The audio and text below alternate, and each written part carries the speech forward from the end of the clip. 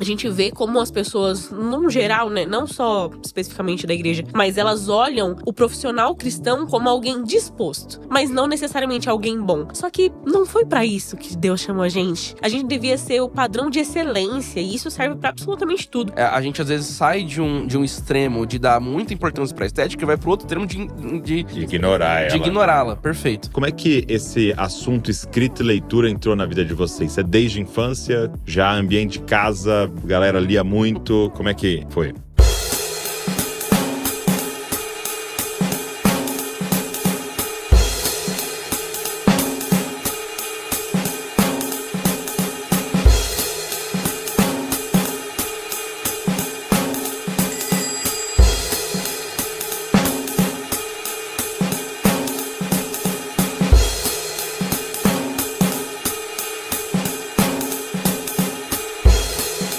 Fala galera, Dizascope, Douglas Gonçalves por aqui para mais um Dizascope Podcast. Toda segunda-feira, 10 da manhã, nós estamos aqui nessa mesa abençoada de comunhão, onde a gente conversa. Cara, podcast é maravilhoso, por quê? Porque é você sentado ouvindo conversa dos outros, cara. Isso é muito bom, né? Às vezes fez isso no ônibus, né? Fez isso em algum restaurante e agora você pode fazer isso intencionalmente, ouvir conversa dos outros. Na verdade, é como se você estivesse sentado aqui à mesa com a gente, pra gente poder ter essa conversa. E tô muito feliz em receber meus convidados aqui, onde nós vamos trocar uma ideia sobre livro, escrita e ficção, e cultura pop, e cultura da igreja, e vai ser muito legal. E eu quero pedir pra você, antes da gente começar esse conteúdo, se você poderia fazer um favor pra gente. Um favor gratuito, que é você se inscrever aqui no canal. Quando você se inscreve, a plataforma vai entendendo que isso aqui é relevante, os convidados vão entendendo que isso aqui é relevante, a gente consegue trazer mais pessoas aqui, conteúdos com mais qualidade ainda, para ter um objetivo final, deixar você mais parecido com Jesus e a gente continuar espalhando o evangelho por toda parte. Beleza? Você pode fazer isso? Nos ajuda muito e muito obrigado a todo mundo que é inscrito aqui no canal. Vambora? Podcast de hoje.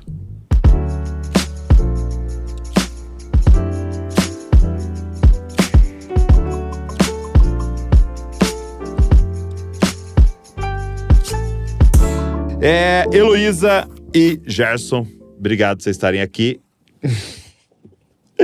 Muito bom recebê-los aqui. Obrigado por ter tirado esse tempo direto de Mauá para Bragança Paulista. Prazer é todo nosso. Muito bom. Qual que é a idade de vocês? Eu tenho 25. E eu tenho 26. 26. Eu vi que vocês casaram com 20 anos. Quem que tinha 20 anos? Eu. Você tinha 20 anos. Eu tinha 21. Sim, senhor. 21. E aí vocês conhecem desde pequeno, desde criança? Sim. 12, mas a gente tá na mesma escola desde os 7 e 8 anos. É Exatamente. mesmo? Mas Sim, vocês se conheceram mesmo com 12? Isso, no judô. Que a gente tem lembrança da amizade, né? Porque a gente descobriu, depois de namorado, que a gente fazia parte do mesmo grupo de amigos aos 7 anos de idade. Só É que a gente não mesmo? se lembra. Não se lembra. E aí, aos 11, 12 anos, a gente construiu nossa amizade e continuamos até virar namorados e casar. É mesmo. Engraçado, história parecida meio com a Val. Eu conheci a Val com 12 anos. Caraca. Na igreja. Eu e ela estávamos participávamos da mesma comunidade. E eu lembro das primeiras vezes de eu ver ela assim, tinha ensaiando para um teatro, 500 anos do Brasil. E a gente ia fazer um evento na rua, assim, e tinha um teatro. Eu era o cego Bartimeu. E ela fazia parte da multidão, ficava mandando eu calar a boca. E a gente se conheceu e a gente só namorou com 17. Aí casamos com 20. Só que eu e a Val temos a mesma idade. Tinha 20 anos. E uma pergunta, Heloísa, você é descendente de japoneses. Isso Vocês mesmo. conheceram no judô, Isso. né? A parte da família da minha mãe, ela é toda japonesa, né? Uhum. E aí, tanto que é por isso que a nossa filha se chama Erina. É até uma história que veio dessa parte da família. Eu nasci em 2001. Minha mãe contou pra minha avó que tava grávida de mim. Falou assim, eu queria colocar um nome japonês, né? No segundo nome dela. É costume de família japonesa. Um nome pro Brasil, outro nome pro Japão. Ok. E aí ficou nisso, né? Pediu pra minha avó, só que na época a comunicação não era tão rápida quanto hoje, né? Aí minha avó, quando achou o nome, falou, nossa, gostei muito do nome Erina, é um nome muito bonito. Eu já tava registrada, já era Heloísa Karen. Aí minha mãe, mas Já não foi. não foi dessa vez. Aí sempre ficou na família, tipo, essa história. Lembra quando sua avó não falou do nome e tal? E era uma risadinha. E aí, quando eu engravidei, a gente decidiu por Erina. E eu nome não me da nossa orgulho filha. disso, mas eu fui descobrir o nome de Heloísa depois de casados. Exatamente. Porque eu jurava que Karen era sobrenome. É mesmo. Aí um dia, nome, Heloísa Karen, sobrenome, Ricardo Nascimento. Aí eu.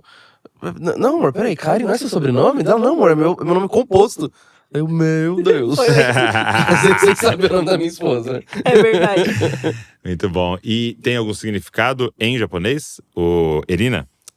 A nossa resposta sempre é não sabemos. Não sabemos. Porque assim, em Entendi. japonês, tudo Ok. depende do Do kanji que você escreve. Tá. E Verdade. aí, depende do que você for escolher, mas basicamente, pelos significados que a gente deu uma olhada, significa pintura, né? Não lembro se Pintura, alguma aquilo que é coisa em belo, relação algo aquilo nesse que é sentido. belo.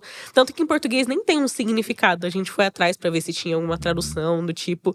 Mas não tem. A gente acabou ficando com o significado da história que gerou na família e por achar bonito. Muito bom. E vocês têm desenvolvido um trabalho muito legal, né? Online. A Heloísa aí aparecendo nos vídeos, você trabalhando ali, né? Nos bastidores e organizando tudo isso. E a Heloísa também e o Gerson são escritores, né? Escreveram aqui Sublime Amor entre Universos. Eu sei um pouco da história aqui, porque Luísa Gonçalves, minha querida filha, é uma consumidora de ficção cristã e me contou um pouco dessa história aqui. Até eu lembro que ela falava, pai, olha que genial que é a capa que abre assim e tal. Mas fala um pouquinho pra gente dessa história aqui e depois eu quero entrar um pouco mais sobre escrita com vocês. Maravilha. Bom, começa você, porque a ideia foi sua. O que acontece?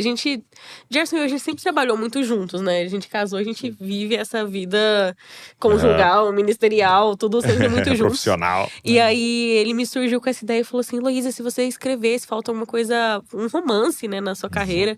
Se você escrevesse a história de um casal, que eles precisam se reapaixonar. E aí, a minha trucada foi, só se você escrever junto comigo. Nossa, aí é uma E aí, trucada. a gente começou. Mas conta um pouco da pedi ideia. 6. Foi exatamente isso.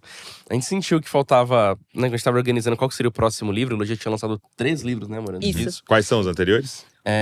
Trilogia do Fim, os Bons e os Maus. É o Isso. primeiro de uma trilogia, mas a gente acabou não dando sequência por enquanto. Depois foi Os Clãs do Cavaleiro, uma ficção Isso. histórica. Que é um conto. E Camarada Eva e Princesa Olga, também uma ficção histórica que se passa lá na Revolução Russa, cara, bem legal. E tem muita tendência de romance no mercado, né? Romance é o queridinho de todos os leitores. A Sim. gente falou, poxa, vamos escrever algo nesse sentido. E a gente sentou pra rabiscar algumas ideias. E eu comentei de uma ideia que eu tinha tido. Falei, amor, esse é um cara, ele tem que viajar por diferentes mundos, por qualquer motivo que seja. Depois a gente desenvolveu a ideia, trouxe robustez. E precisava fazer a esposa dele se apaixonar em cada uma dessas versões de diferentes mundos. Ele falou, cara, amei essa ideia, genial, mas você vai ter que escrever comigo. Eu, ok. E aí a gente foi conversando, orando, conversando com outros colegas autores, e a gente chegou no Sublime Amor entre Universos, que é a história do Samuel e da Milena. Eles estão na beira de um divórcio, já são casados, são líderes ministeriais. Exato. E aí, quando eles estão nessa, sabe, na iminência de um divórcio, ele é levado pra 4 universos diferentes, tem que fazer a Milena se apaixonar em cada um deles pra poder voltar pra casa. E ele é levado justamente porque ele colocou nos votos de casamento dele que ele amaria a esposa dele em todos os universos, né? Ele colocou Então, foi pra fazer valer aquilo que ele prometeu pra ela no altar. Aí ele faz essa viagem. E uma coisa que a gente queria com Sublime Amor era mostrar que o amor no casamento, ele não é um amor romântico só, um amor de paixão. Que paixão não sustenta casamento nenhum. Então, o que o Samuel aprende é as diversas facetas. Um amor amigo, um amor que sofre, um amor que espera. Um amor que sim se apaixona. Então, a gente quis trabalhar essas áreas, né? Que o amor do casamento precisa atuar pra que ele funcione nessa vida conjugal. Eu queria… Hoje vocês têm alcançado milhares e alguns vídeos milhões de jovens aí, leitores e tal. Mas como é que esse assunto escrita e leitura entrou na vida de vocês? É desde a infância? Já ambiente de casa, galera lia muito? Como é que foi? Eu, desde criança, meu avô tinha uma banca de jornal. É mesmo? Minha mãe amava ler, leu muitas revistas na Cara, banca, banca de jornal né? era uma coisa… assim ainda é. Incrível. Mas mágico. era uma coisa, É assim, mágico. maravilhosa a banca de jornal, né? Era quase uma coisa mágica, né? As pessoas, elas iam lá. E era e aquele tinha lugar recorrência, pequeno, né? Exatamente. Lotado, assim, até o teto. E aí, ele tinha essa banca. Minha mãe lia muito lá, então teve esse costume de ler desde a infância, adolescência. E aí, quando eu nasci, ela lia muito pra mim. Eu tenho muitas lembranças da minha mãe lendo pra ir dormir. Então, a leitura, ela esteve sempre na minha vida. E foi crescendo, ela foi incentivando isso e cresci amiga dos livros, né? Você. E eu fui pra chamar a atenção da Heloísa. Eu comecei a entendi. ler. O que você gosta? Ler. Eu vi ela no judô sempre com livro. E a gente tinha uma amizade e tal, mas eu era meio tímido, né? A Heloísa sempre foi uma apaixonite. E eu ficava encarando os livros de longe, tentando entender a capa, qual que é aquele ali. Aí eu comprava pra ler, pra ter assunto com a O Heloísa. mesmo livro? O mesmo livro. Mas ela devorava o livro, cara. Então, Não dava tempo. Não dava tempo. Então quando eu chegava assim, sei lá, eu tava na metade do livro, eu já ia trocar ideia, ela tava com outro livro. E aí eu ia tentar comprar, eu não conseguia acompanhar. E aí depois a gente, né, mudou de escola, saímos do judô e tal. E aí a gente começou a trabalhar com escrita muito por sua conta, né, amor? Isso Porque a Elô mesmo. começou a escrever ali, aí ela meio que me chamou pra perto pra ir auxiliando questão de redes, fazendo leitura beta, né? Quando você vai lendo ali junto, visitando algumas coisas. E, cara… Mas aí você a gente fazia… então. a leitura beta é você ler… Antes da história tá pronta. Isso, um manuscrito ali Isso, em isso mesmo. andamento. E aí você lia os dela. Isso. Você fazia Sim. essa leitura. Sim, Isso. sim. E é curioso que eu nem vim tanto do mundo dos livros, porque eu tive essa fase de paixonite com a Heloísa. Quando a gente saiu do judô, essa fase meio que morreu. Eu falei, não tem por que ler agora. Acabou meu motivo de Acabou meu leitura. motivo de leitura.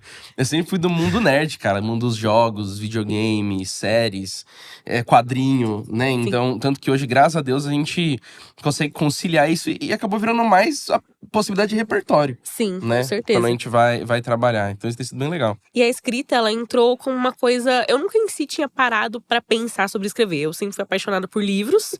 E pra mim tava bom ser uma leitora. E aí, nós já estávamos casados. E um ano… Acho que foi 2022. Virou o ano. Fui pra igreja. E aí o pastor da minha igreja falou que Deus ia tirar uma coisa da minha cabeça e colocar na minha mão. Aí eu falei… Glória a Deus, pastor, amém. Guardei e ficou por isso mesmo, sabe? Não tinha pretensão do que poderia ser, guardei e falei, bom, vou saber quando for. E naquela semana, eu tava fazendo devocional e aí eu tive a ideia do meu primeiro livro. Eu costumo brincar, né, com o Gerson, que foi um download do céu, porque eu nem em si parei pra pensar, eu vou desenvolver assim, assado. Na verdade, a ideia veio completamente pronta, sabe? Eu sabia exatamente pra onde ela ia ir. E aí eu sentei e falei, Gerson, se eu escrevesse um conto. E aí eu fui e foi muito assim, do nada. O Gerson falou, não, Luiz, isso daqui é bom demais pra ser só um conto. E aí a gente desenvolveu o que foi a trilogia do fim, né? Foi ali todo o esqueleto da minha primeira história, do meu início na escrita. Então a escrita entrou na minha vida completamente desse jeito. Deus realmente tirou uma coisa da minha cabeça, colocou na minha mão do completo, assim, momento devocional. E desde então, nunca mais parei. Terminei a história no final de 2022, né? Que foi quando eu publiquei ela. E aí, foi um atrás do outro. E esse primeiro, como é que foi o processo de publicá-lo? Né? Porque uma coisa que é extremamente desafiadora é o início de um escritor, né? É quase que o início de um jogador de futebol, né? É quase que o início de… Porque você depende de outras pessoas acreditarem em você ali e tal, né? Lógico que hoje facilitou um pouco mais. Mas como é que foi o processo de vocês lançarem esse primeiro, assim? Assim, eu acredito que não foi tão desafiador no sentido de ter medo, porque é uma coisa que eu sempre tive dentro de casa, especificamente com o Gerson, é que eu nunca tive medo dos meus sonhos, porque eu chegava nele e falava, e parecia que ele comprava tanta minha ideia, ele ficava tão empolgado comigo, que eu nunca, no momento algum, parei pra pensar assim, nossa, não vou conseguir, sabe? E foi muito engraçado, porque assim, a gente não tinha, nem os dois vêm de família rica, então a gente não tinha dinheiro, a gente era recém-casado, a gente não tinha nada. A gente tinha a ideia de lançar um livro. Sonho.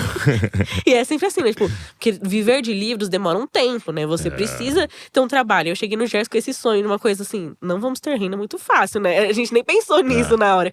Mas ele foi tão empolgado comigo que eu nem cogitei que poderia ser um empecilho. Começamos a ir atrás de prestadoras de serviço. A gente não sabia como publicar independente, né? Então, esse primeiro foi publicado por uma prestadora de serviço. Aí a gente começou a entender um pouquinho do mercado editorial. Isso daqui é legal, isso daqui não é legal. É assim que a gente entra nesse mercado. E aí, nossa, você me pintou como um cara mó galã, mó cavalheiro. Não, mas agora eu vou acabar com a minha imagem. Porque depois que a gente passou por essa época de prestação de serviço, a gente pensou… não foi das melhores experiências. A gente falou, vamos Vamos tentar, gente. Vamos pras cabeças, né? Vamos quebrar um pouquinho a cabeça. E aí, a partir do segundo livro, a gente foi atrás de fazer tudo, cara. É assim, a Heloísa foi capista, ela que desenhou todas as coisas de livros. A gente foi atrás de gráfica. Cara, eu lembro que eu ia buscar, tipo assim, de chinelo e De carrinho de feira. De carrinho de feira, buscar os livros lá na distribuidora, trazer pra casa, a gente ficar embalando de noite. E aí começou a nossa saga. Foi. Cara, esses começos são maravilhosos, né, É cara? incrível. Esses começos são, assim, históricos. E eu acredito muito que o Senhor, ele guia a gente nesses começos para ir nos moldando e nos fazendo acreditar naquilo que a gente está fazendo ali, né? Naquela visão, naquele sonho que ele colocou diante de nós, né? Então eu gosto muito de ouvir esses inícios, assim, e o que Deus vai fazendo, né? E aí, uma das coisas que vocês são envolvidos é com ajudar outros a escreverem, né? Não tem problema, Luísa, fica em paz. E aí eu vi aqui, o que é a jornada do escritor? Tudo certo. Tá tudo certo? Tudo bem, Bebe uma água. Não Tem problema, não. Ele não tá chutando muito? Desculpa. Nossa, a história da jornada. O que é a jornada do escritor? Como é que é esse projeto? Olha, uma vez a gente tava numa feira literária, foi no FEFIC. Na FEFIC. Foi na FEFIC.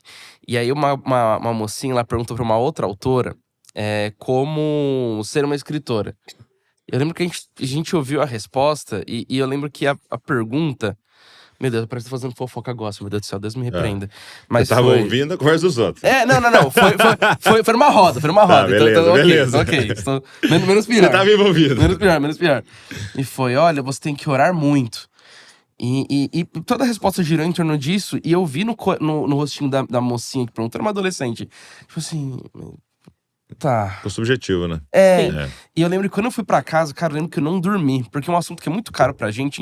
A gente aborda tudo isso em roteiro de perfil, tudo. É um pouco contra essa hiper-espiritualização do que é ser um cristão. Sim. Essas respostas muito vagas e pouco práticas do que é ser uma cópia de Jesus. Jesus Copy mentioned. Mas enfim, e a gente foi pra casa e pensou, cara, quando tem um enfermeiro, ele vai fazer um técnico de enfermagem, e não tem, sabe, o curso do técnico de enfermagem e técnico de enfermagem cristão. Não tem, sabe, é conhecimento técnico. Obviamente que a gente é moldado por uma série de valores, a gente precisa falar disso, mas de todo nuance as técnicas, sabe? Não foi orar que fez aparecer o livro plum, na nossa cabeça. Foi a gente aprender sobre distribuição, cara, desde preço de papel até, cara, tudo, sabe? E aí a gente chegou em casa e a gente falou, tá aí uma coisa que a gente pode contribuir, sabe? É uma frase que a gente fala muito lá sobre perfil, entretenimento pro meu povo, sabe? É ajudar o nosso povo de Deus a ter entretenimento. E agora, vamos dar um passo a mais, sabe? Tipo, ajudar o povo de Deus a escrever bons livros. Sim. E a jornada nasceu disso. Né? Até porque é uma coisa que às vezes a gente costuma ouvir sobre o público cristão, sobre os profissionais cristãos, na verdade, né? É assim, você quer um bom profissional, você contrata alguém. Você quer alguém que, tipo, vai fazer, você pode pegar um cristão. Então, não é um bom livro, ele é um livro crente. Não é um bom ator, é um cara que participa do teatro da igreja. Então… a gente vê como as pessoas, num geral, né, não só especificamente da igreja, mas elas olham o profissional cristão como alguém disposto, mas não necessariamente alguém bom. Só que não foi pra isso que Deus chamou a gente. Pelo contrário, né? Não foi pra isso. A gente devia ser o padrão de excelência, e isso serve pra absolutamente tudo. Então a jornada, a gente queria que ela fosse isso, explicar um padrão de excelência pra que o povo de Deus publicasse, escrevesse histórias que são fantásticas, que são incríveis, que você fecha assim e fala, nossa, realmente, isso daqui é algo muito diferente no mercado editorial. E aí você fica, nossa, essa pessoa tem um propósito por trás, ela tem um Deus por trás.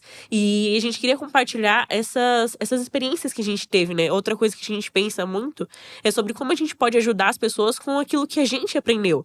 Gerson e Heloísa, de 20 anos, quebraram a cabeça e pensaram juntos e usaram o dinheiro que poderia ser do aluguel pra fazer as coisas. E eles podem ajudar alguém que tá começando hoje, que não faz a mínima ideia como começar. Eles podem ser uma porta para outras pessoas, porque ser porta para outras pessoas é ver o reino prosperar. O reino não precisa que o Gerson e a Heloísa só encham livrarias. O reino precisa que muitas pessoas encham livrarias. Exato. Né? Imagina se Lewis estivesse pensando, não vamos escrever nada, basta que eu escreva.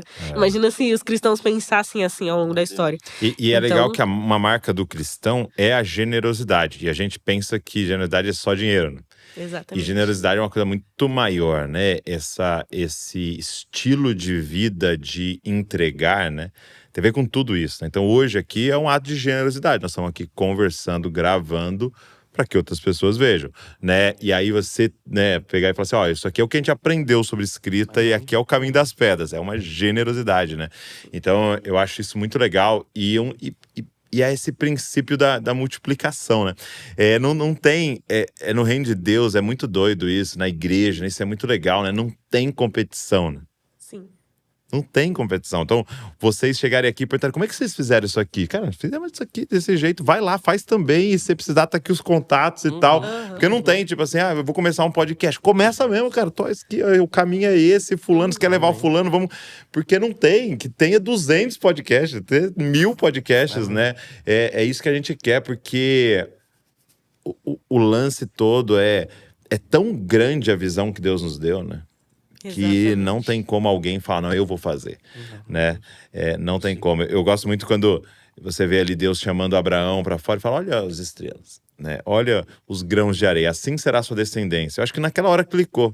Ixi, então eu não vou nem ver o que ele tá me falando acontecer. Então eu sou obrigado a treinar meu filho e meu neto de forma muito específica, porque o que ele tá me colocando é geracional, né? Amém. Então é isso, nós precisamos de muitos escritores escrevendo. E foi muito doido que você citou justamente Abraão, porque era o que a gente tava conversando no devocional domiciliar de ontem. Quando a gente tava surtando de vir aqui, pensando, meu Deus, gente, meu Deus. E a gente lembra que o Senhor fala que Abraão será uma bênção. E às vezes a gente cria aquela, eu sou uma bênção. Mas não, cara, ser uma bênção é pro outro. É sem generosidade. Sabe, não é pra você, não é pra todo Eu mundo. te abençoarei pra você ser uma bênção. Não é tipo, vamos ficar, sabe, acenando pra você, aí, bênção, tamo junto. Não, é você ir lá e ajudar e ser uma bênção. Você abrir mão das suas coisas, né? Não, exatamente como você falou, não só de dinheiro, mas do seu conhecimento, do seu tempo, da sua disponibilidade pelas pessoas. Eu falo pra galera, tipo assim, cara, às vezes parece uma frase de youtuber, né? Mas não é. Cara, pega esse link e manda pra alguém. Sim. Tipo assim, não pode parar em você, não pode. Sim. Você ouviu um negócio ali que te abençoou, pega esse link e manda. Você tava ouvindo, você lembrou do fulano, pega o link e manda pro fulano. Porque quantas pessoas falam, cara, me converti porque alguém me mandou, eu me converti porque alguém me pegou na mão, levou numa reunião, eu me converti porque alguém foi generoso, né? E nem era dinheiro geralmente envolvido, né? Era esse tipo de coisa. E hoje em dia tá tão fácil, né, isso daí, porque, sei lá, a gente pega nas épocas de Spurgeon, você tinha que dar sorte de passar na caravana e ouvir ele. Hoje em dia você manda um link, cara. Exatamente. Isso é maravilhoso. Você compartilha uma coisa que você aprendeu, né, que o Senhor falou ao seu coração. Muito bom. E aí, puxando esse gancho, né, hoje em dia tá maravilhoso e terrível. Como é que vocês têm feito esse trabalho? Porque assim, o algoritmo hoje e a rede social é voraz, né? De conseguir prender nossa atenção. O Brasil é um dos maiores consumidores de redes sociais do planeta, né? Se não tá em primeiro, deve estar em segundo, terceiro ali e tal. Como é que vocês têm feito esse trabalho de levar uma geração pra leitura, né? Eu vejo como as pessoas carecem de exemplo. Antes de me tornar escritora, criadora de conteúdo, eu fui professora, né? Eu me formei em História. E eu lembro muito de entrar na sala de aula e ver… Entrar na sala de aula como professora. Como professora. E ver as crianças, elas olhavam assim pra gente como alguém…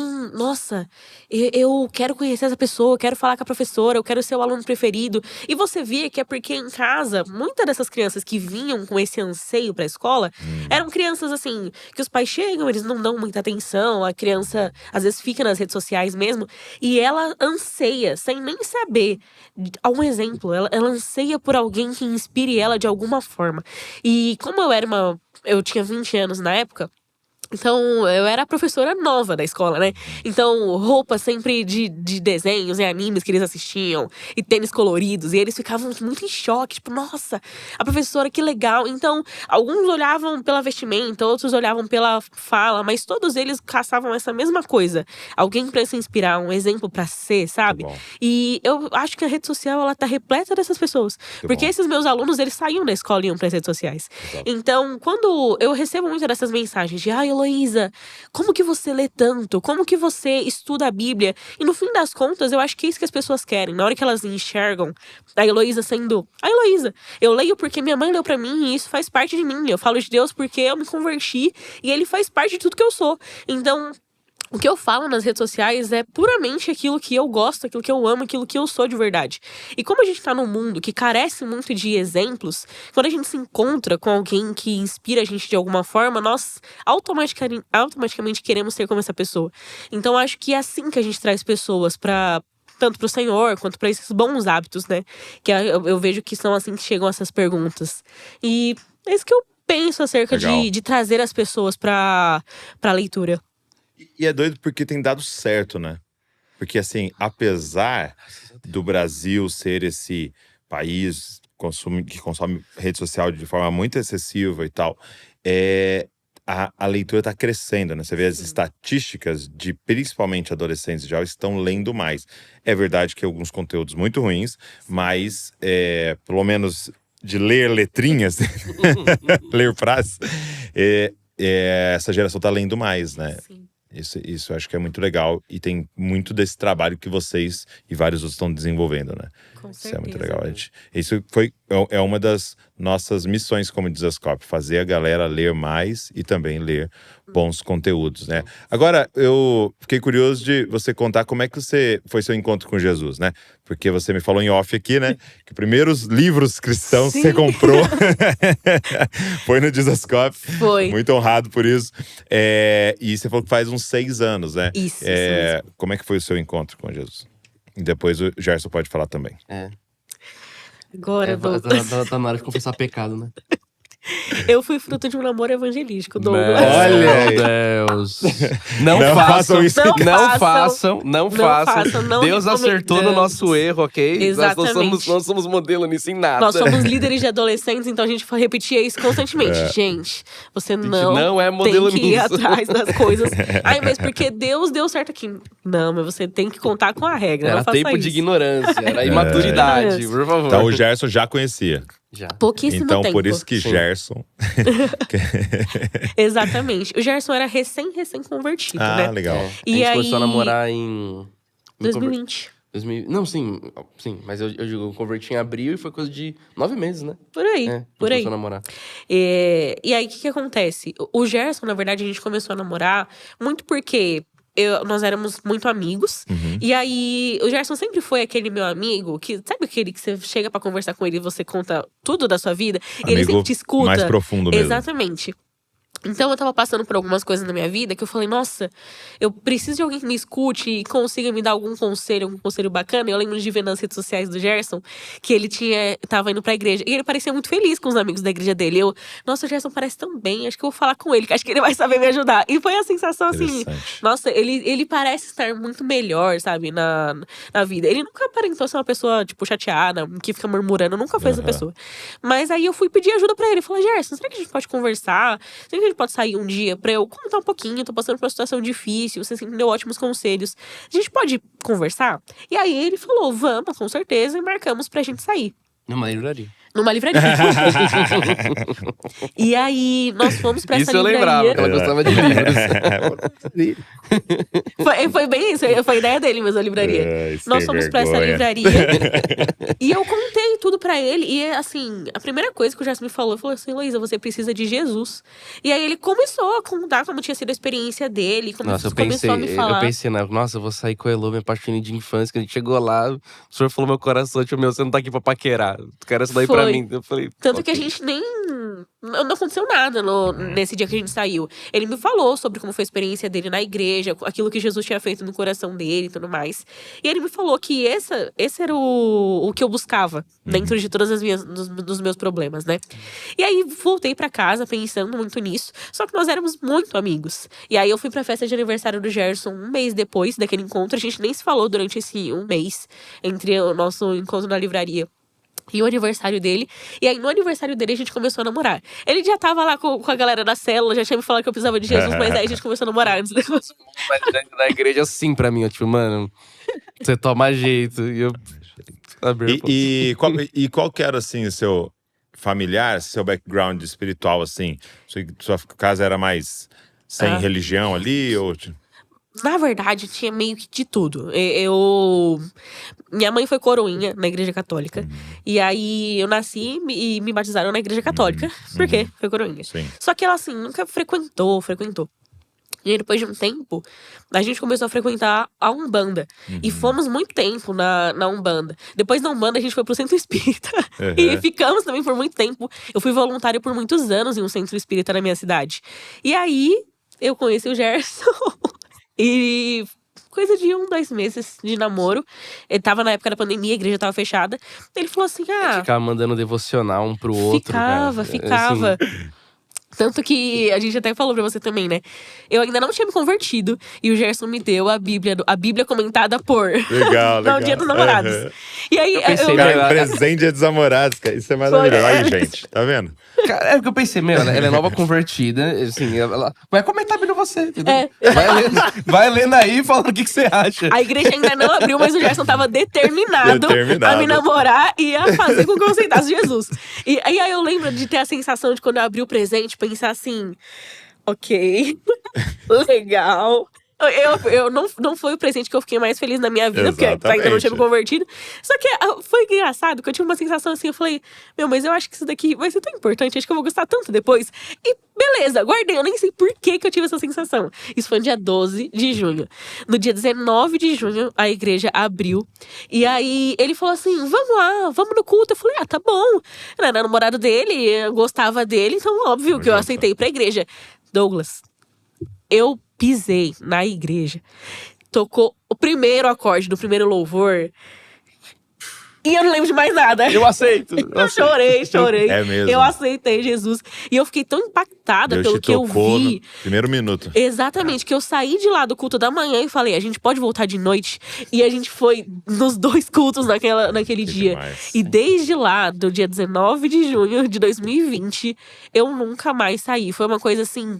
Nossa. absurda. Foi a sensação, e foi bem o que o Gerson falou no dia que a gente saiu, que eu realmente precisava de Jesus. Eu saí de lá, parecia que muitas das coisas que eu tinha falado pra ele já tinham sido curadas no meu coração e que eu ia começar um processo longo também, né? Claro que a gente não se cura na primeira vez, na primeira coisa que a gente fala com o Senhor. Mas depois de lá, naquele dia, nunca mais. Muito bom, muito bom. É, Gerson, evangelista. Deu poderoso. certo, né? Deu certo. Deu certo, mas não tem, pelo amor de Deus. Não. É isso mesmo, cara. A Bíblia é cheia de exceções, né? E também cheia de princípios. Sim. Que estatisticamente são as coisas que mais dão certo. Né? E você, Gerson, você falou que foi meses antes. Sim, senhor. Foi assim, só finalizando a parte do namoro evangelístico, foi misericórdia, cara. Assim, de um jeito. Que assim, a gente errou, acho que só em 99%. Foi. E Jesus, assim, aquele 1% que foi Jesus acertando, vingou. Falei, amém, obrigado, Senhor Jesus. Foi mesmo. Cara, muita misericórdia. Mas, sim, eu não venho de background cristão também. Eu fui pra igreja, assim, com 4 anos, assim, que minha mãe ia também, mas a gente ia apostar toda a fé, a família meio como um todo. E criança acaba indo junto com os pais, Sim. né, naturalmente. Tanto que, nossa, acho que depois que a gente se converteu, assim, a gente olha pra trás e fala, ter pai cristão, cara, é muito roubado. É muito roubado, assim, a gente brinca lá em casa. Mas cara, eu trocaria tudo na minha vida pra ter uma criação cristã, cara, incrível. E a gente… Mas é doido, assim, né? Só um parênteses. É que vocês não tiveram, mas serão, né? Cara… E essa é a redenção do Senhor, Essa é a né? redenção. Então, assim, eu falo, às vezes eu tô contando, né? Porque meu pai pastor, meu avô pastor e tal, e a pessoa fala, poxa, queria tanto. Mas alguns têm chamado de Isaac, né? Dar continuidade a um legado, e outros têm chamado de Abraão, né? Sim. De Exato. iniciar um Família grande cristã legado. sairá Né? de nós, em nome de Então, Jesus. É isso, né, cara? Choro que nem criancinha. Toda vez que a gente vai orar pela Erina de noite, eu falo, meu Deus, essa menina já é mais crente que eu, É por verdade. favor. Já recebeu mais oração que eu recebi. Cara, e assim, Tá. eu não venho de background também. Com 18 anos, eu vi uma criação, por mais que não cristã, muito restritiva. Legal. Então, quando eu fiz 18 anos, cara, e me soltou, falei, Aí. vou viver em 3 meses que eu não vivi em 18. Cara, aí me entreguei pra toda a sorte de promiscuidade. E Jesus me pegou na curva, cara, que eu acho que eu não ia suportar o 4º mês, não. Assim, eu lembro que eu, sei lá, ia pro bar, tipo assim, beber, eu gastava, tipo assim… E eu sempre fui um cara muito consciente com o dinheiro. Eu chegava no final e falava, cara, eu gastei 5 dias de trabalho em 2 horas. Isso daqui não é vida, não. Então eu já ia meio que naturalmente me desvencilhando de uma vida sem Cristo, por mais que eu não sabia. E… Até que eu tava muito chateado no trabalho uma vez, eu comentei minhas lamúrias com uma colega cristã. Ela falou, Gerson, você precisa de Jesus. Mas ela não falou, tipo, bonitinho, me evangelizando. Eu tava mais tipo, saco cheio, assim. Tipo, Precisa de cala a Jesus. boca, vai pra Jesus que ele resolve, entendeu? Ele é mais paciente que eu. Mas, cara, sabe, deu certo. Porque ela saiu assim, meio que murmurando. E eu, por que eu não tento isso, né? Tem tanta coisa pra ficar feliz. E aí eu lembro, cara, que eu comecei assim, um processo de evangelismo mais por osmose, por espontâneo na minha vida. Lembro que eu pegava a Bíblia da minha mãe, uma Bíblia, cara, super feminina, ia pro quarto, abria e lia, tipo, Gênesis, não entendia nada. Nada de nada. Aí eu ia pra faculdade, eu sabia que tinha um missionário lá, falava, eu tô lendo a Bíblia. Você lendo a Bíblia? Por onde eu começo? Ele, sei lá, começa por Mateus. Também meio de saco cheio, eu comecei Mateus. E, cara, foi tanta experiência bobinha, sabe? De fé. Eu gabaritei. Deus colocando. Cara, Douglas, eu gabaritei todas as crendices. Eu fazia a roleta russa gospel. O que Deus vai falar comigo hoje? E abria sortido. Eu começava a chorar no meio da oração quando eu tava mal e falava, meu Deus, acho que é o Espírito Santo saindo. Agora eu vou pro inferno, é agora que ele me mata. Sabe, depois de um pecado. Cara, eu lembro uma experiência muito específica, rapidinho. Eu lembro que eu tava lendo o último momento de discipulado de Jesus com os discípulos, João, ali do 15 ao 17, onde ele dá várias instruções. Cara, maravilhoso. Nossa. E ele começa a orar pelo ministério aqui na Terra. Ele fala, primeiro ele ora por ele, depois lá pelos discípulos. E quando eu terminei o parágrafo dos discípulos, eu lembro que eu falei, nossa Deus, que sonho seria ter o Senhor assim orando por mim. Quando eu li a próxima linha, era eu oro por todos aqueles que virão. Nossa, eu chorei, cara, eu lembro disso, eu chorei que nem criança, assim, largaram, eu falei, cara, é essa vida que eu quero viver, é essa vida que eu quero pra mim. E aí foi Oséias 11 na minha vida total, eu vi o Senhor me atraindo com cordas de amor ao longo da vida toda. Aí eu lembrava de um amiguinho na escola que falava de Jesus. Ai, desculpa, que saco. Aí eu lembrava de um coleguinha que falou de Jesus na escola, lembrava de um professor que falou alguma parada, lembrava de um livro, assim, que eu li, eu amava Nárnia, cara, nem sabia que Nárnia era cristão. É mesmo? Não sabia. Nossa, eu amava Nárnia. E assim, depois fui descobrir, cara, C.S. Lewis, ficção cristã, eu falei, cara, ele tá me atraindo antes, ele tá me querendo antes. E eu lembro que eu fui pra essa igreja que uma colega me chamou e eu tinha odiado o culto. Que eu falei, cara, ser cristão não é pra mim, com 16 anos. E eu voltei lá com 18, falei, cara, é muito pra mim. É muito pra mim. E aí, depois disso, foi só história. E foi algum tempo, né? O Gerson, ele viveu a caminhada cristã dele alguns meses, sozinho. Nossa, eu me converti em abril e fui pra igreja em setembro. Porque, cara, eu não sabia nada o que era ser cristão, nada. Era eu, a Bíblia e chorando no quarto. Isso, cara, pra mim é uma loucura. Entendeu? Por quê? Em dois aspectos, né? Lindo você ver, ele te escolheu antes da fundação do mundo. É isso que você tá falando. E quando você começa a olhar pela sua história, fora aquilo que você nem sabe que ele te protegeu, né? E pessoas no caminho e ele te atrair e tal. Mas em segundo lugar, cara, eu como um crente aqui, pensar, eu tenho a impressão que como o Brasil, todo mundo sabe, né? Assim, a impressão que dá como Brasil não, todo mundo sabe que ser cristão, então, você deveria fazer isso, ir pra igreja e tal. Isso é muito óbvio, né? Você tá falando, cara, eu não sabia. Eu não sabia. E é muito doido isso, porque assim, eu tô contando essa história rapidinho, quero tomar muito tempo com isso, mas essas pessoas que eu ia tirar dúvida depois, cara, pelo amor de Deus, não é falando mal dos nossos irmãos, mas tinha um quê de desdém, tipo... Mas porque isso é óbvio, pá. Cara, eu começo por onde? Eu lembro, eu tava voltando da faculdade, esse irmão que era missionário, falou, tipo... Cara, Mateus, tipo assim, começa pelo Não Testamento. parou e tipo, aí que hoje louco você quer saber disso, deixa eu... tipo, cara, você tá lendo o quê? Que você tá... Caraca, Gênesis, o que você não entendeu? E sabe, não, cara, isso é muito doido. E pra ter temor pra nós não fazermos isso, Isso, né? exatamente. Sim, com certeza. Exatamente, muito bom, muito legal. E aí a gente puxou aqui um outro assunto, que é o grande, né, C.S. Lewis, porque eu vejo assim que ele é um herói, né? Assim, por favor, os escritores... filme Greta, por favor.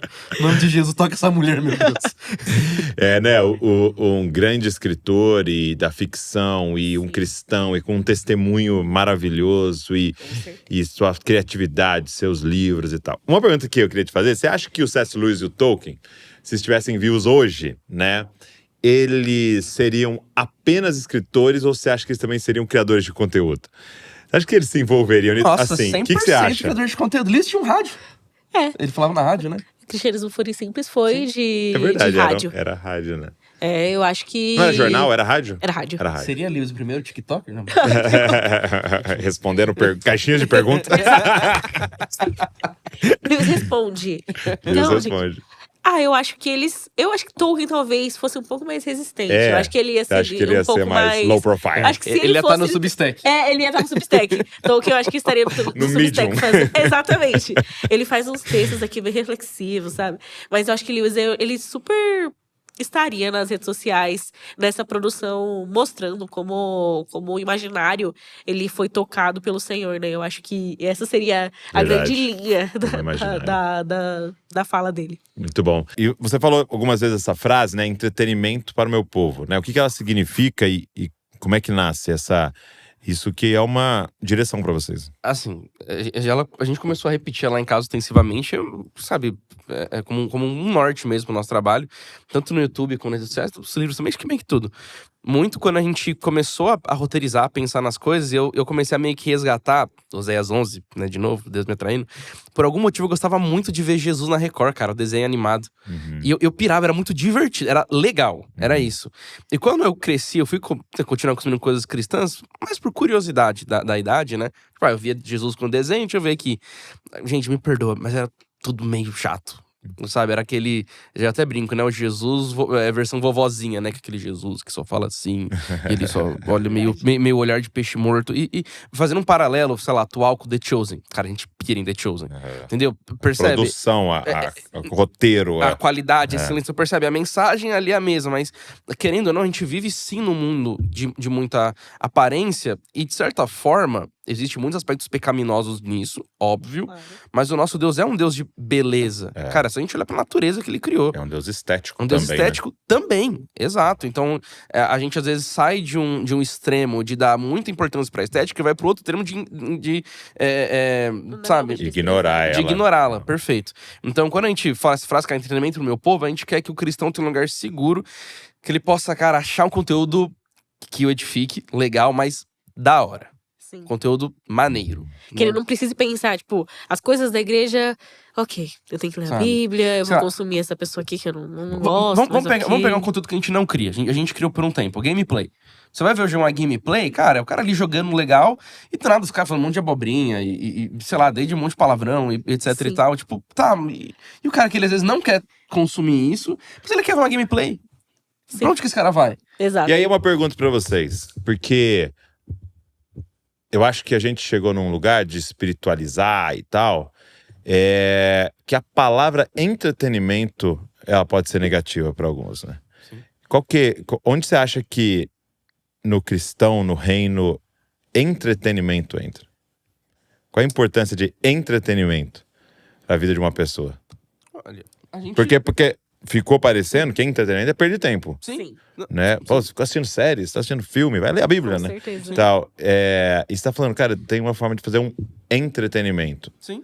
Qual a importância de entretenimento? Olha, entretenimento, perfeito sua pergunta e eu acho que eu vou beber muito, pegar esse gancho dela pra ir pra resposta. Cara, entretenimento é um lugar que você vai estar descansando a sua cabeça. É um lugar que você vai estar um pouco mais tranquilo, que você vai estar se divertindo. E, cara, lidar com uma pessoa que não está se divertindo… cara, eu vou dar um exemplo prático. Teve um período da nossa vida que Douglas, eu tava um saco. Como marido, como tudo, tava chato. E eu tava toda hora, meu Deus, perdoai meu pecado. É pecado mesmo. A gente é um ser pecaminoso, miserável. Cristo me ajude. Mas, cara, eu tava numa bad trip bizarra de trabalho. E foi a gente parar. A gente passou por esse turbilhão de coisas. A gente voltou até a nossa tarde de descanso, de ver filme, de ir num parque. Pecado sumiu, menina. Sabe? Tipo, foi, deu um ar novo pra cabeça. Sabe? Percebe? Então, assim, Deus nos criou como seres completos, sabe? Então tem a nossa saúde física, tem a nossa espiritualidade e também tem a nossa questão de a gente se divertir. Sabe? A gente ter tempo de prazer, né? Servo bom e fiel. Entre agora no prazer do seu Senhor. Algumas traduções, no gozo do seu Senhor. Sim. Então, peraí, ser cristão também envolve a gente se divertir, a gente desfrutar uma praia que Deus nos deu. E por que não esse entretenimento no nosso celular, no nosso computador, nos nossos jogos, nos nossos livros? Até porque o entretenimento, ele gera uma imaginação muito melhor, né? Eu acredito que é o entretenimento e a visão bonita da coisa, da magia com que você olha para as coisas, que faz com que você tenha uma boa visão do ordinário, do cotidiano com o Senhor. Quando você percebe como a natureza é uma coisa bonita, quando você contempla um parque, quando você joga um jogo muito legal, você começa a reparar que a arte, ela aponta pro Senhor de alguma forma. Que a gente até tava brincando, a gente veio hoje ouvindo um musical chamado Epic, e ele conta a história da Odisseia. E aí a gente brincou, né, sobre, ai, nossa, estamos indo gravar um podcast cristão, vamos ouvir louvor, e fez essa piadinha. Vamos se preparar. Exatamente. E aí a gente comentou sobre isso. Eu também. Marco Teles. E aí a gente fez essa piadinha, né? De, poxa, mas quem ensinou o Odisseu a amar sua família e voltar pra casa, se não Cristo que venceu o mundo? Então, assim, você começa no meio do entretenimento a reparar como ele foi tocado pelo Senhor. E eu acho que isso torna tudo tão mais bonito. Sabe? Quando você... Exatamente, quando você repara que esse mundo foi tocado por ele. Eu acho que essa é a relevância. Você perceber que Deus, ele não tá só na Bíblia, especificamente. Tipo, agora eu vou ver Deus, então eu tô abrindo aqui a Bíblia. Obviamente que você vai ver Deus na palavra dele. Mas eu acredito que o entretenimento te mostra que Deus tá em todo lugar.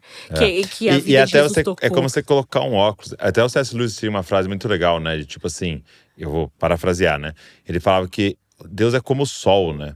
Eu não fico olhando pra ele o dia inteiro, e na verdade nem consigo olhar pra ele, mas não consigo olhar pra nada sem ele. Exato. Então eu olhar um filme à luz das escrituras, até pra dizer isso aqui é ruim, né? A gente olhar pra todo, né? E é muito legal esse ponto que você trouxe tem um livro chamado Andando com o Tanque Vazio, de um pastor que vai contar sobre o seu burnout. E aí ele fala um negócio muito interessante. Quando ele descreve o burnout ali, uma crise que ele teve no meio da rua e tal, uma coisa terrível. E aí ele vai pro médico, né? Aquela crise do pânico, a sensação que eu vou morrer. Ele vai pro médico e tal, e o médico fala assim: qual é o seu hobby? Entendeu? E ele achando que era um médico cristão, que a primeira coisa que ele ia falar, cara... oração, devocional, vamos jejuar e tal. E aí tinha isso também depois no processo todo, né? Mas a primeira pergunta era: qual é o seu hobby? Porque qual é o ponto? Você tá dando e não tá enchendo o tanque, né? Sim. E essa entrega precisa ter esse retorno. E esse retorno tem a ver com prazer. Qual é a coisa prazerosa que você faz no seu dia? Porque tem várias coisas que envolve sofrimento, ainda mais na vida do pastor, né? Está envolvido com sofrimento humano. Qual que é o retorno? Né? De uma boa refeição, de uma boa noite de sono e de coisas prazerosas que você faz, como jogar um jogo, assistir um filme, fazer um esporte e tal, né? Isso é muito legal. E aí você poder fazer isso com segurança, né? Porque eu acho que essa questão de conteúdo eu sempre relaciono muito com comida. Então assim, para ficar vivo eu tenho que comer. Mas tem coisas que vão me adoecer e tem coisas que vão me nutrir. Perfeito. E é isso. Então, assim, de certa maneira, a gente está dizendo assim, a alma humana precisa de entretenimento. Sim. Mas tem entretenimentos que vão destruir minha alma. Sim. E tem entretenimentos que podem nutrir minha alma. Né? E eu acho que é isso que a gente precisava produzir mais, né? Precisava produzir muito mais. Uma pergunta. Vocês... relataram aqui em algum momento de sempre serem nerds, né? Vamos chamar assim, né? Serem pessoas que gostam da cultura pop e de ler e de ver filmes e séries e, né, não sei, de animes e os mangás e tal. Como é que hoje, né, convertidos e querendo trabalhar pro Senhor e tal, como é que vocês conciliam essas questões? Como é que é para vocês a missão, o evangelho, a cultura pop? Como é que vocês têm feito essa ligação dessas coisas?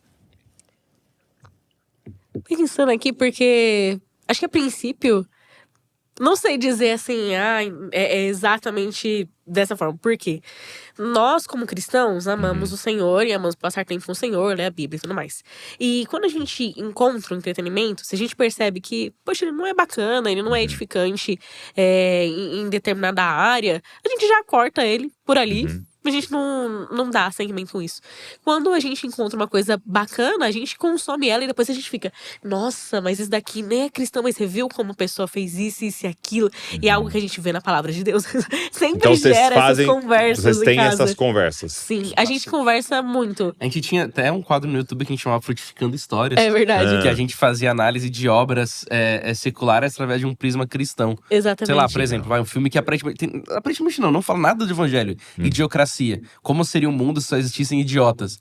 E a gente, tipo, cara, a inteligência é algo de Deus. A gente, sabe, discorria isso, Sim, trazia outros autores verdade. que falavam, fazia uma maçaroca, e enfim. Isso porque o Gerson e eu, nós somos muito amigos, né? Como Sim. nosso relacionamento veio da amizade. Então a gente gosta muito de conversar. A gente joga jogo e a gente fica, nossa, aconteceu tal parte, a gente pensou nisso, pensou naquilo, lembrou daquele versículo, lembrou daquele dia, a experiência que a gente viveu. Então é muito comum a gente ter essas conversas. Eu acredito que elas andam muito juntas. A gente não em si para, tipo, agora é o momento da gente ser cristão, agora é o momento da gente ser nerd. E tem até uma coisa, Douglas, porque assim, desassociando agora um pouco a Bíblia como palavra de Deus e olhando a Bíblia como produto. A Bíblia, ela é o livro mais vendido da história. Então, naturalmente, muitas histórias bebem de elementos bíblicos. É o livro mais lido da É história. o livro mais lido da história, perfeito. Então, cara, a quantidade de obras, até quando a gente vai. E como a gente é nerdaço nisso, então a gente gosta de uma obra, a gente pesquisa, cara, tipo assim, diretor, como foi Vocês feito. são desse tipo, Música. entendi. Música, a gente vê a história de como foi Quem produzido. compôs essa Exatamente. música? Cara, e vambora. E cara, que bom. Mas a quantidade de gente cristã ou influenciada pela fé em Cristo que tem produzindo coisas seculares também é animador. É animador. É mesmo. Tipo, cara, vou pegar um exemplo prático, vai. Eu amo One Piece. Amo One Piece, amo One Piece. E dado o momento da história, meu Deus, essa eu vou chorar de novo. Dá pra ver que eu ficar meio chorão, né? Meu Deus. Mas, cara, tem um dado momento ali, eu vou contextualizar rapidamente, que o Luffy ele vai enfrentar um dragão poderoso, que escravizava as pessoas. E dado momento ali, tinha uma festividade que as pessoas, elas soltavam meio que lâmpadas fluorescentes no céu, não vou lembrar agora, é uma questão oriental. E com os sonhos delas escritos. E dava muita dó, porque os sonhos eram escritos. Eu gostaria de tomar água potável, porque o dragão escravizava. Então todas as pessoas estavam escravizadas. Escravizadas, eu gostaria disso. E no final, o Luffy, né, ele desperta um novo poder, que ele se torna o deus do sol, Nika. Ele derrota o dragão, e na hora que ele derrota o dragão, no último quadro sobe a última, essa última lâmpada e tá escrito: por favor, derrotem este dragão assustador. E tipo, cara, o sol da justiça derrotando o dragão perigoso e nos libertando. Cara, meu Deus, entendeu? Você sai assim, até, meu Deus. Olha como. Sim. Porque é uma coisa que a gente vê até na história das histórias mesmo, né? Como a morte e ressurreição de Jesus moldou a forma como as histórias passaram a ser contadas, né? Então, antes de Jesus, a gente tinha esses heróis mirabolantes que eles iam e matavam e lutavam. Só que depois de Jesus. Que eram esses imperadores, né? Que escravizavam. O herói seria quem estava escravizando, que mandava em todo mundo, quem tinha poder. Ou até quando eles iam representar deuses, eram deuses moldados através dos desejos humanos. Exatamente. Então é Zeus ali, usando todo mundo como um grande harém dele, e por aí vai. Só que depois de Jesus, o nosso conceito de herói como humanidade foi o homem que se sacrificava pelos seus. Então a gente tem o amigo que se sacrifica por outros amigos, e isso faz com que o mundo mude. E a gente tem isso pra absolutamente tudo. Então a morte de Jesus, ela mudou o conceito das histórias. Então é muito comum você ver isso, né, hoje em dia, nas mais diversas narrativas de como a gente enxerga aquilo que é um herói. E isso é puramente bíblico, né? A gente reparar como o Senhor tocou essas áreas. Isso é muito legal, e eu acredito que essa é a forma, né, para quem tá nos ouvindo, de consumir, né? Eu acho que não é o caminho de você, não, eu não vejo nada e tal, nós estamos aqui, há uma graça comum e tal, e não há problema de você ver um filme e tal. Agora, também você ir completamente comprando todas as coisas e não filtrando e não lendo a partir. Então, eu acho que o desafio é que a gente cresça no conhecimento de Deus, no conhecimento das Escrituras, para que a gente possa olhar para tudo isso com segurança. Então, uma prática que eu e a Val sempre tivemos com as crianças logicamente, coisas da idade deles, a gente vai ver, a gente assiste com eles algumas coisas e para, às vezes, no meio. Fala, ó, isso aqui tá errado. Por quê? Porque ela tá falando que a vida dela vai ser solucionada se ela viver esse romance. Entendeu? Exato. Então o romance pra ela é um ídolo. né? Isso que não é real na vida real, não é assim. Então a gente dava uma pausa e olhava para aquilo ali e, tá vendo essa frase que ele falou? Não tá certo. Biblicamente, é isso e tal. E a gente ia fazendo esse filtro já na hora para que eles aprendam Sim, a, com certeza. a comer a carne e cuspir os ossos, né? Porque nós estamos no mundo. Sim. Nós estamos rodeados de histórias. Nós estamos rodeados de o tempo inteiro do secular e das narrativas erradas. E nós precisamos aprender a fazer esse filtro, né? A oração de Jesus, ele até diz isso, né? Voltando depois, ele diz: olha, pai, eu não oro para que o Senhor te tire do mundo, mas que Exatamente. os livre do maligno. Exato. Cara, é isso. Agora, como é que vocês estão vendo essa nova fase, né? Agora eu vou puxar um outro assunto aqui. Qual que tá sendo, assim, a expectativa de vocês uma nova fase agora como pais, né? Porque o trabalho de vocês... E até eu ia perguntar, assim, né, nas estatísticas lá, qual é a idade que vocês mais alcançam nas redes sociais? Entre uns... Essa geração a nossa geração Z ali. Uns Qual a seus idade, assim? 14 algo entre, até os seus 30 anos, mais ou algo menos. entre 16 a 24 é ali o principal. o principal. Mas assim, o mais... Aí os depois, outros dois públicos até uns que competem. 35, compete ali próximo e depois... Isso. Sim. Exato. E como é que tá sendo essa transição aí? Pensar nessa transição de os irmãos mais velhos ali, né? Para agora os pais, né? Que vocês vão entrar nessa fase. Acho que essa é a pergunta que eu menos tenho resposta, pra ser sincera. O que acontece? Minha resposta, eu tô com medo. Não, eu quero saber o que vocês estão pensando sobre, né? Eu sei que vocês não estão vivendo ainda, né? O que acontece? Beber um pouco de água, pode começar. O que acontece? Olha, a gente ama muito a nossa geração, a geração Z, porque ela é uma geração nativo digital. Isso. Então ela, poxa, eu lembro que assim, o primeiro contato que tive com a internet era internet de escada. Aquela barulhinho chato, mas já era internet. Então a gente tem um carinho muito grande pra essa geração que é a nossa. Sim. Então, por mais que tenha pessoas de fora da nossa geração, né, sempre tem a famigerada que a gente chama a tia do Zap, a tia do Coque. Tá lá, tanto que tem uns comentários que as mais velhas fazem nossa, essa mocinha fala muito rápido nos vídeos. Né, sim, que a gente meio que desenha tudo pra comunicar com o mais jovem, né, a nossa turma. Então a gente fica um pouco atemorizado da gente, às vezes, a criar um deslocamento. Tipo assim, agora que a gente é pais dessa galera. A gente acredita, olhando agora com um olhar mais estratégico, que isso não vai acontecer porque a gente não pretende levar a Irina pro mundo digital. Explorar. Explorar a maternidade, a gente não colocar ela na bio, mamãe da Irina. Exatamente. A gente não pretende fazer isso muito por ela, sabe? Sim, com certeza. Aí vai aparecer uma foto dela e os hipócritas ali. não, claro, uma coisinha ou outra, mas isso, perfeito. Mas a gente quer monetizar em cima da bichinha, né? Sim, é verdade. Acho que é isso, querida. E pra gente, porque a questão de virar pais pra gente foi uma grande coisa. Que a gente se casou e falou assim, vamos fazer o seguinte, temos 20 anos... Vocês tinham um plano. Tínhamos um plano. Temos 20 anos, nos casamos, vamos ser pais nos 25 da Heloísa. Porque na nossa cabeça, 5 anos estava muito longe, né? E aí a gente foi vivendo, passou, e a gente... flertou com uma conversa no ano passado de esperar um pouco mais. De tentar nos 27 da Heloísa. A gente tá lançando livro, estamos começando uma escola de escrita. Vamos esperar mais um pouquinho, né? E Dá assim, flertando. Só que a gente brinca, né? Que Deus, ele escuta muitas orações. Uma semana antes de eu fazer 25 anos, eu descobri que tava grávida. Olha isso. Foi assim, eu falei, vixe. Vocês não falaram que era 25? Exatamente. Vocês vão, Deus né? fez cumprir a nossa palavra. Claro que a gente ficou muito, muito feliz. Nossa, demais. E aí começou esse processo da nossa vida de confiar no Senhor pra mais um passo da família, sabe? Sim. Porque a gente tava muito nisso de, o nosso trabalho começou a deslanchar, trabalhar na internet, fazer a nossa escola. E a gente teve medo de virar pais e de como seria tudo agora. Porque a gente trabalha, a gente vive disso. Então se a gente não trabalhar, a gente não vai trazer. Exato. E aí a gente ficou nessa, nossa, como que vai ser? Então não tem cuidar licença dela? maternidade. Exatamente. Como que vai ser cuidar dela? Como que a gente vai lidar com essas coisas, né? E aí a gente falou, poxa... Mas a gente também não sabia como a gente ia casar aos 20. Exato. E a gente casou e nunca nos faltou nada. A gente viveu, assim, grandes milagres no período do casamento, do noivado, né, ali, no próprio casamento. E, A Erina fez Meu Deus coisas do céu. absurdas na nossa casa, sabe? O bebê vem com o pão embaixo do braço, cara. A gente brinca que a Isso. Irina veio com uma padaria debaixo do braço É. dela. Foi uma coisa assim, muito absurda. Então, o começo a gente teve medo. Teve bastante medo de ter engravidado, porque a gente queria adiar esse plano. Só que agora, eu acho que a gente tá muito mais confiante naquilo que Deus vai fazer pra gente. Porque a gente tem visto uma provisão absurda dele em todos os aspectos. E é muito doido essa questão, porque assim, eu acho que o nosso grande desafio, eu tenho falado muito isso, assim, principalmente com a galera do Talmidim, dos discipulados, né? Tem uma coisa muito sutil que é: você quer entrar no reino de Deus ou quer que o reino de Deus entre na sua vida?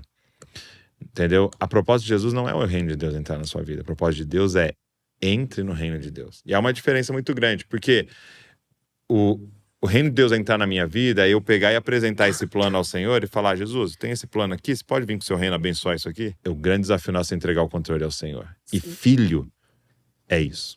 Me enganaram. Eu cheguei no podcast dando um discipulado. Eu tô amando, cara. Não, mas é a morte do controle. Cara, obrigado. Então, é a Meu morte Deus. do controle. É você falar: Caraca, Senhor, glória a faz Deus. o que o Senhor quiser. E aí até eu tenho uma história com um livro, né? Que eu lembro que um dia o diretor da Mundo Cristão veio falar com meu pai, né? E aí o Renato chegou e foi... Aí o meu pai tava em casa. Então ele chegou no escritório, meu pai falou: você não traz ele aqui em casa? Aí levei ele, né, tal, pra casa do meu pai. E aí eles combinaram lá de algum livro que meu pai ia lançar. E aí meu pai falou assim: ele tem um projeto, Renato, chama Dizascope. E tinha tipo assim 1 ano, 6 meses, sei lá, que tinha Dizascope. Aí o Renato falou: você não quer escrever um livro? Eu falei: cara, nunca escrevi nada, né? Ele falou: faz o seguinte, faz uma introdução e o primeiro capítulo e entrega, né? Que eu vou tentar aprovar na banca lá, né? E aí era uma época bem difícil. Ainda mais a Mundo Cristão tinha uma curadoria assim, bem restrita assim, né? Aí fiz lá a introdução, primeiro capítulo, e minha surpresa, aprovaram. Eu lembro assinar o contrato com a Mundo Cristão. E, cara, quando aconteceu isso, nasceu o Davi. Então a Luísa tinha 1 ano e pouquinho, o Davi tinha acabado de nascer, e o Davi nasceu com um problema intestinal, má rotação, então foi uma complicação muito grande. E eu lembro que foi passando o tempo, cara, eu não conseguia escrever o livro. E ia acabar o período do contrato, tinha um período para eu escrever, né? E eu lembro de uma oração, eu fazendo: Senhor, não tô conseguindo fazer, não tô conseguindo escrever o livro e eu não tô sendo fiel, né, ao que o Senhor tá pedindo, né? E eu lembro, cara, o Espírito Santo falando muito claro comigo, de, tipo assim, as 2 maiores obras que você vai escrever na vida estão sendo escritas, que é o Davi e a Luísa, né? Não vai ser um livro sua maior obra, né? Vai ser... Então, assim, eu só tô dizendo isso pra vocês, de, tipo assim, divirtam-se com Deus atrapalhando os seus planos, sabe? Cara, deixa que ele atrapalhe tudo. Não fica assim, tipo, poxa vida, era pra gente estar, mas aí aconteceu isso e não era pra estar. É pra estar acontecendo aquilo que o Senhor... Lógico, consequência dos nossos pecados, sim. Mas é pra estar acontecendo o que o Senhor tá fazendo. Então, assim, eu vejo que isso é muito lindo, assim. Deixa Deus mesmo ir guiando vocês nesse processo, atrasando coisas, adiantando coisas, atrapalhando planos e tal. Porque o plano dele é muito superior, né? Vai ser maravilhoso o que ele vai fazer. E muito honrado ter vocês aqui. Obrigado, viu? Caraca. Obrigado mesmo. Amém. Abafado. É. É porque eu até penso uma coisa que, assim, é muito injusto a gente virar pra Deus e falar que uma coisa que a palavra dele fala que é uma bênção, não é uma bênção, sabe? Meu E Deus. virar pra ele e falar assim: nossa, Deus, mas eu não queria agora. Não. A palavra de Deus fala que é bom ter filhos na mocidade. Nós estamos na nossa mocidade, a gente vai virar Sim. pra Deus e falar: não acredito que a gente tá tendo filhos na mocidade. Sendo que... Isso é a coisa mais maravilhosa. Meu Deus. Exato. E tem uma parada muito louca, que é a seguinte. Vocês são um portal, né? Isso aqui é loucura. É um portal para que Deus mande filhos do céu para a terra. Sim. Então, eles vão passar por vocês. Né? Sim. E essa criança, essa menina, ela tem uma missão. E a missão dela é agora. Sim. Então ela não podia vir daqui a 5 anos, não podia vir 5 Sim. anos antes. Porque ela tem uma missão agora. Então é Amém. você pensar em Isabel. Sim. Verdade. Eles oraram tanto para ter um filho e não veio. E só veio com ela idosa. Por quê? Porque ele tinha que nascer 6 meses antes do Messias. Amém. Então tinha um tempo que aquela criança precisava vir, porque ela tinha uma missão de preparar o caminho do Senhor, entendeu? Então, Deus está demorando? Não. Deus adiantou? Não. Nem um Entendeu? Ele tem time, né? Porque Perfeito. nem é nosso filho. Né? Sim. Exatamente. Exato. Exato. Entre o que eu penso e o que o criador do universo pensa, eu tô no time dele. Né? Vamos ficar velho. Gente, obrigado por esse tempo aqui. Deus continue abençoando vocês muito, Amém. guiando vocês, dando sabedoria para vocês, tudo que vocês estão fazendo aí, que uma geração de adolescentes e jovens sejam influenciados por vocês aí. Em nome de Jesus, obrigado. A gente por que carinho, agradece, Douglas. foi Obrigado, meu irmão. maravilhoso. Ó, eu vou deixar aqui nas redes sociais deles, tá? Pra você seguir, se você ainda não segue. E também a escola de escrita pra você que se sente vocacionado pra isso. E ó, digo mais. Posso? Cupom Claro. JesusCop. Eita, nós! Tem um baita de um 100% de desconto desconto. pra entrar na nossa formação completa, que é a Jornada do Escritor. Legal. Tem encontro com a gente toda semana. Enfim, vou ficar Então fazendo jabá manda longo. tudo pra gente, pra eu deixar na descrição aqui. Perfeito. Com Cupom certeza. JesusCop. Então vai ter um desconto lá pra quem é Descontaço, daqui. prometo. Já tá Cobrem, certinho. cobrem esse desconto. Vai estar lá, com certeza. E você pode, você que se sente vocacionado pra isso, cara, começar essa jornada com pessoas que já estão fazendo há um tempo, dando o caminho das pedras aí pra você. Vai ser muito legal. Deus abençoe você e não se esqueça, você é uma cópia de Jesus. Valeu. Tô aqui para agradecer você que tá sempre aqui com a gente no podcast Jesus Cop. Eu espero que você tenha sido abençoado pelo nosso canal e eu queria te fazer um pedido. Será que você poderia se inscrever aqui no canal? A gente pega às vezes as estatísticas, a gente sempre vê que tem um grupo muito grande de pessoas que assiste, mas não é inscrito. Quando você se inscreve, é uma forma gratuita de você dizer, ó, isso aqui é relevante e nos ajudar a alcançar mais pessoas. É uma forma maravilhosa de agradecer se você é abençoado pelo movimento Dizascope. Agora, tem mais uma forma de você poder abençoar tudo que está acontecendo aqui. É se tornando um membro aqui do canal Dizascope. É se tornando um Dizascopes, né? E você pode, então, ser membro. Você vai estar contribuindo financeiramente para toda a equipe que está por trás aqui trabalhando, produzindo conteúdo para mais pessoas se parecerem com Jesus. Então, se você pode fazer isso, vai estar abençoando muito o movimento Dizascope. Então tá aqui, é só você clicar e se tornar um membro do nosso canal Dizascope. Deus abençoe você.